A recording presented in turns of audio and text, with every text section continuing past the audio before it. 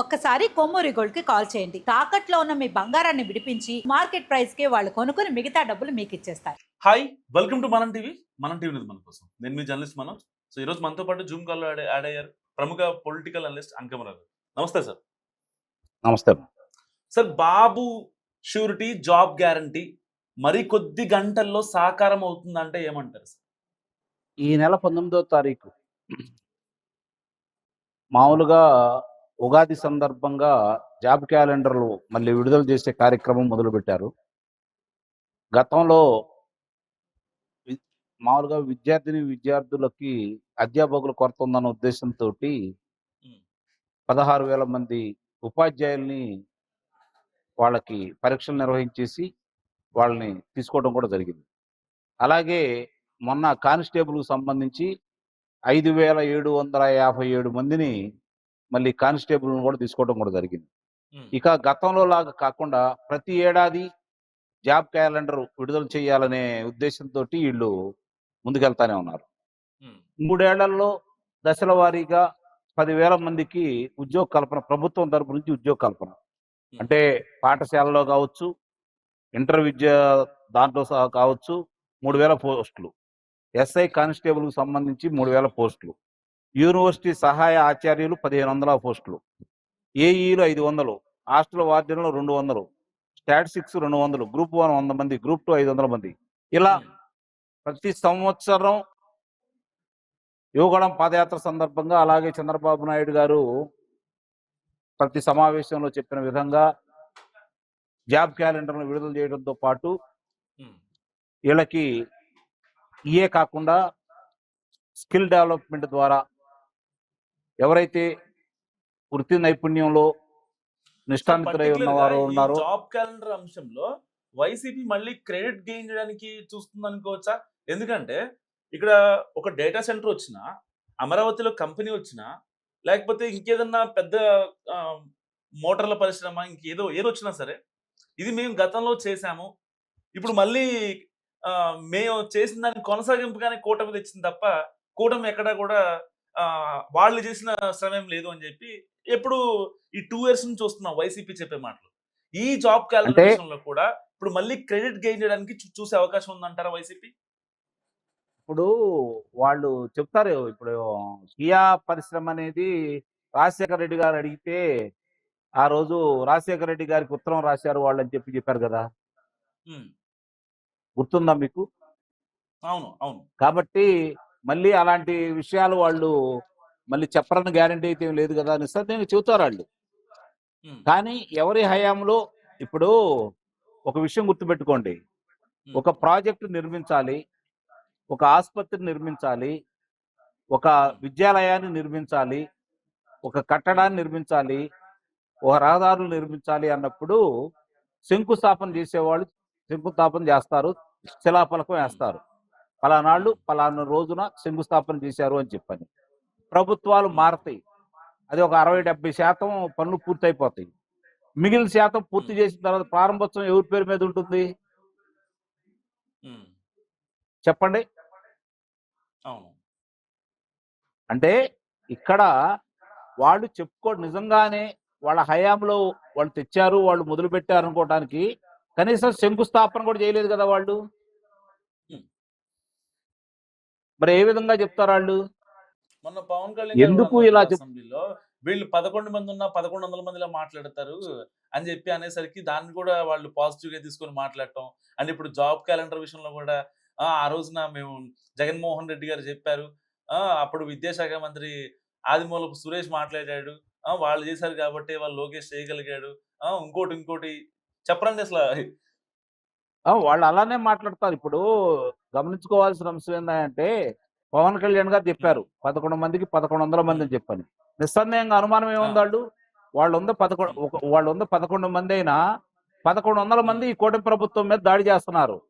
వీళ్ళు 124 మంది ఉన్నా కూడా 6 మాట్లాడట్లేదు కదా,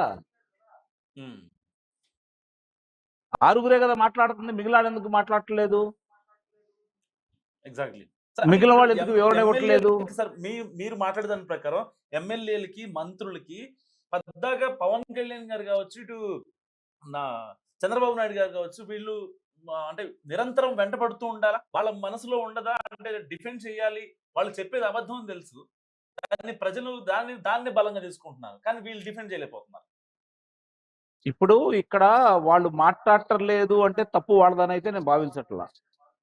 హ్మ్. బాధ్యతలు అప్పజెప్పి ఆ బాధ్యతలు నిర్వహించిన వాళ్ళ మీద చర్యలు తీసుకోకపోవడం అనేది అధినేతల యొక్క హ్మ్. వైఫల్యం. నేను ఇక్కడ హ్మ్. శాసనసభ్యుల వైఫల్యం అయితే నేను భావించట్లేదు. హ్మ్. పవన్ కళ్యాణ్ గారు కావచ్చు, లోకేష్ గారు కావచ్చు, చంద్రబాబు నాయుడు గారు కావచ్చు, వాళ్ళ వైఫల్యంగానే నేను భావిస్తా. హ్మ్. వాళ్ళు కొంతమందిని ఎన్నుకొని హ్మ్.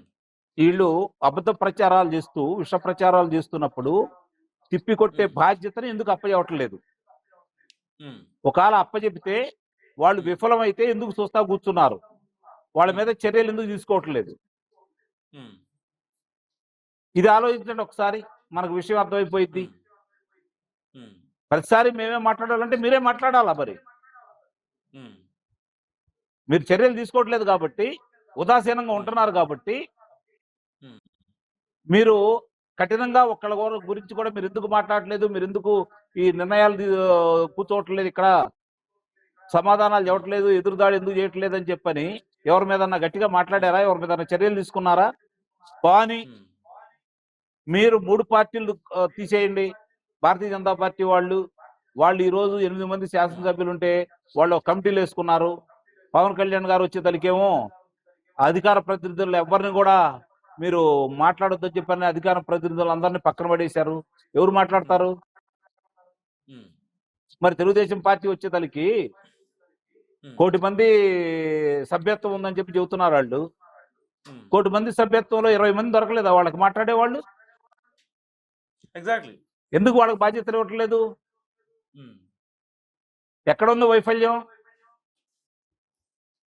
ఎమ్మెల్యేలు వైఫల్యం చెందితే రాష్ట్ర హ్మ్. స్థాయి నాయకులు ఉన్నారు.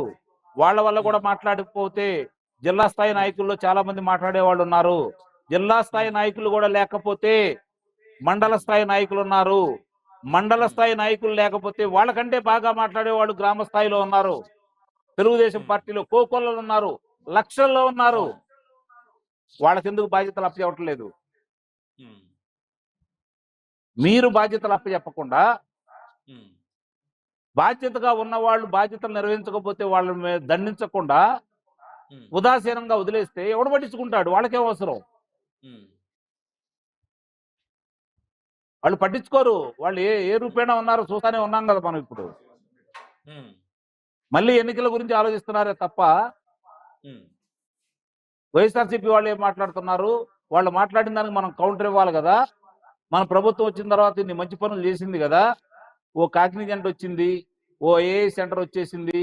ఓ గూగుల్ డేటా సెంటర్ వచ్చేసింది. ఓ టీసీఎస్ వచ్చేసింది. ఒక ఆర్సిలార్ మిట్టాల్ వచ్చేసింది. ఇయన్నీ చెప్పుకోవాలి కదా! హ్మ్. మేము డిఎస్సి ద్వారా ఇన్ని వేల మందికి 16,000 మందికి పైగా ఉపాధ్యాయులు నియమించాము. కానిస్టేబుల్‌ని 5,757 మందిని నియమించాము. మరి ఇప్పుడు రాజధాని పనులు ఈ విధంగా జరుగుతున్నాయి. అలాగే పోలవరం ఈ విధంగా పూర్తవుతుంది. హ్మ్. అని చెప్పుకోవాల్సిన బాధ్యత ఎవరిది? అవును. మరి ఇది చెప్పుకోలేనందువల్ల ఏమవుతుంది?